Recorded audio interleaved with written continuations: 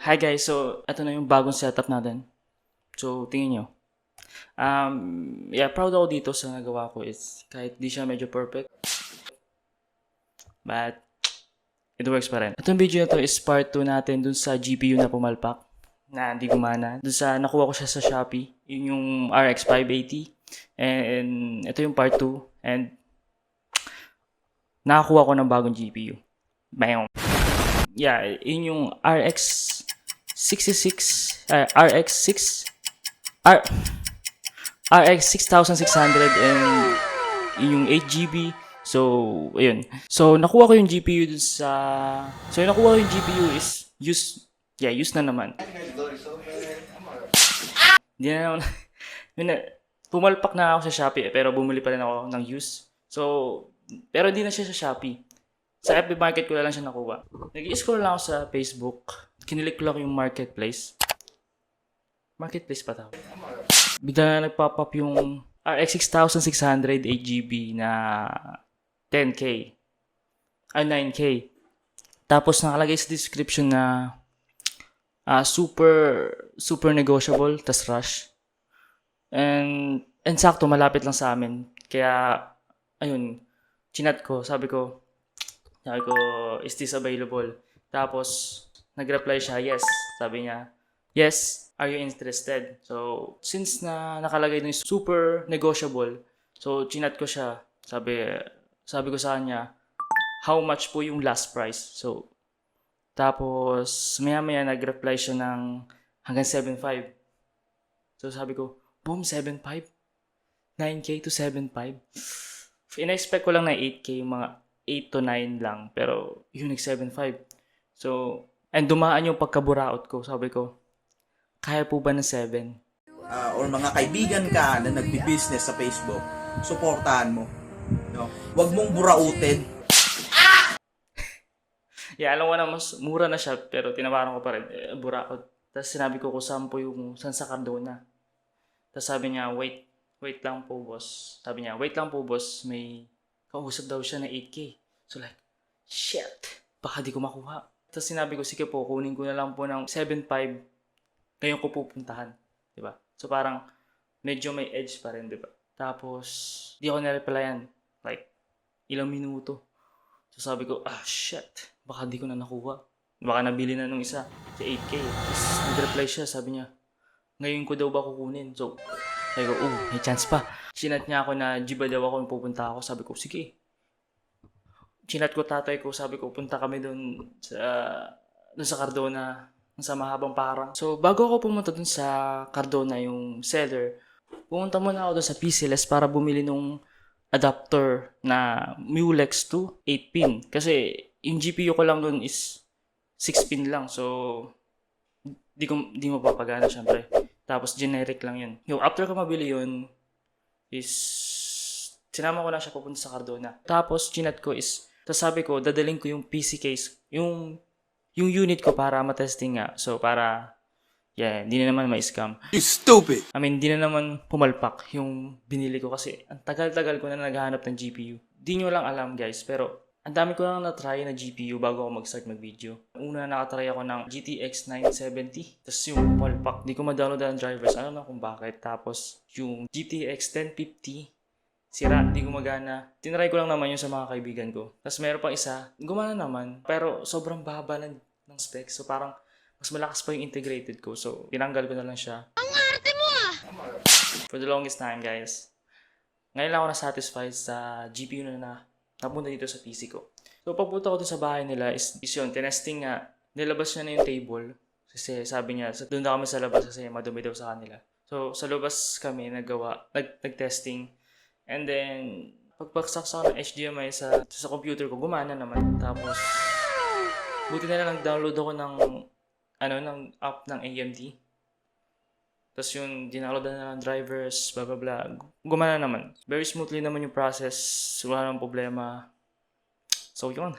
7.5 sa RX 6600, 8GB. Good ba siya? I don't know. Para naman sa akin is good deal kasi mga 10K above yung bentahan ng RX 6600. So pag uwi ko sa bahay, tinesting ko muna siya syempre. So nag-download ako ng Roblox. Are you kidding me? Hindi ko alam ba't Roblox. Pero habang ilalaro ko siya, tapos biglang nag-crash. So, wow. Kinabahan ako kasi baka na-scam ako or something. Pero nag-crash talaga siya. Nag-black screen tapos tumutunog lang yung parang drrrr, ganun.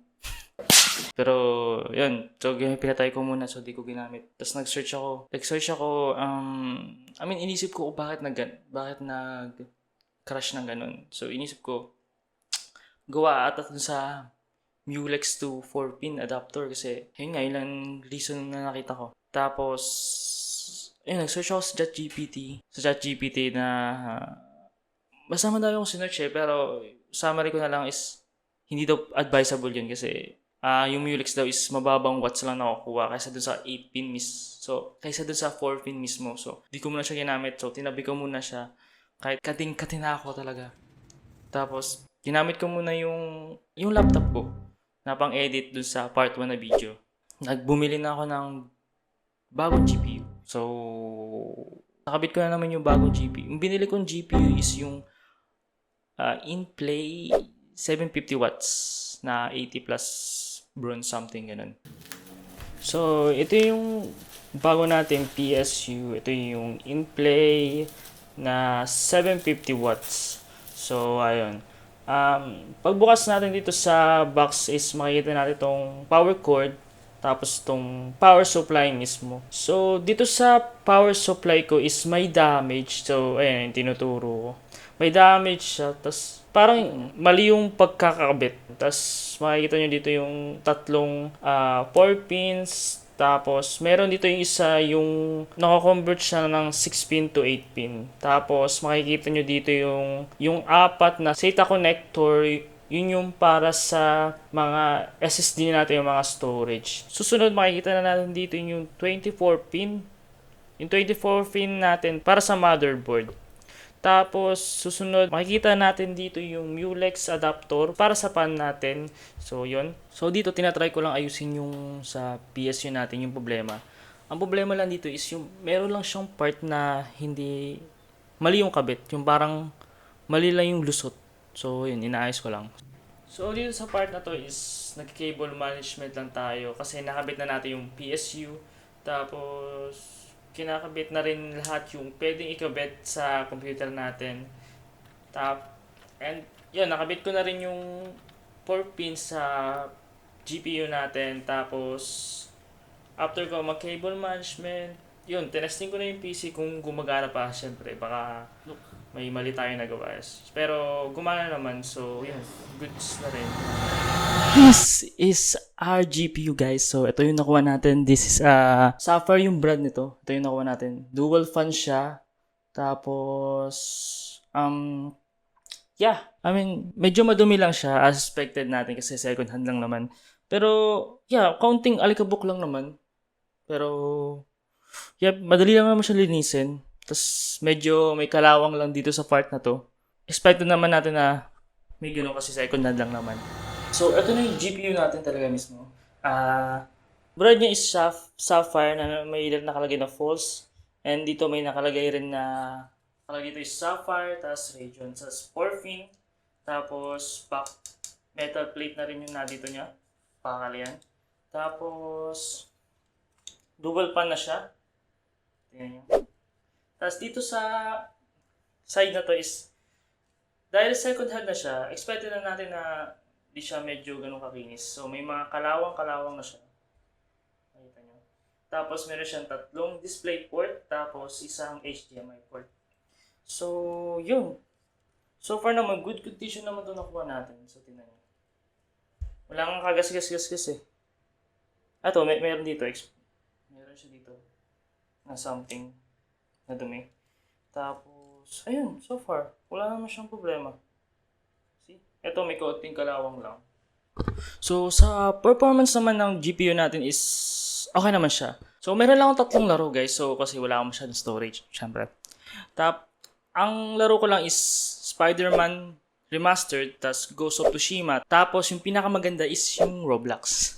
Sa Spider-Man Remastered naman is nakapaglaro naman siya ng high settings like lahat high settings and very smooth naman. Tas smooth na rin siya sa cities, yung mga daming building smooth naman. Pero pagdating sa very high settings, yung maximum settings niya is medyo doon mo na mararamdaman yung lag ng laro. Medyo bigla siyang bumababa, biglang magpipris ng konti. Tas yun. Tas sa Ghost of Tsushima naman is ganun rin kagaya ng Spider-Man is very smooth siya sa high settings. So lahat yun, pag nilagay mo lahat high, smooth talaga, I mean, walang lag na mangyayari. Tapos pag nilagay mo na siya sa very high is may konting slight. Basta mararamdaman mo na mas smooth yung high settings kaysa sa very high. I mean, playable pa rin naman yung very high, pero kung gusto mo man yung experience mo sa laro, yung very smooth, sa high settings na lang kasi very smooth talaga, walang lag. Tapos, sa Roblox naman is, syempre, walang lag talaga. So, hindi ko lang mapapakita yung frame rate kasi hindi gumagana yung MSI burner ko. Hindi ko lang kung bakit, pero makikita nyo naman sa video na smooth pa rin yung laro. Tapos, about naman sa temperature ng GPU is, naglalaro lang siya sa 60 to 70 degree Celsius yung temperature. So, yeah, okay naman. So, doon na nagtatapos yung video natin about dito sa GPU ko. So, finally, nagkaroon na tayo ng GPU, and if meron kayong mga items or products na gusto nyo i-suggest or review natin, so comment down below pa rin, guys. And if you want to support this channel, guys, please click subscribe para magkaroon pa tayo ng mga videos pa na mga ganito. So see you guys in the next episode. Bye!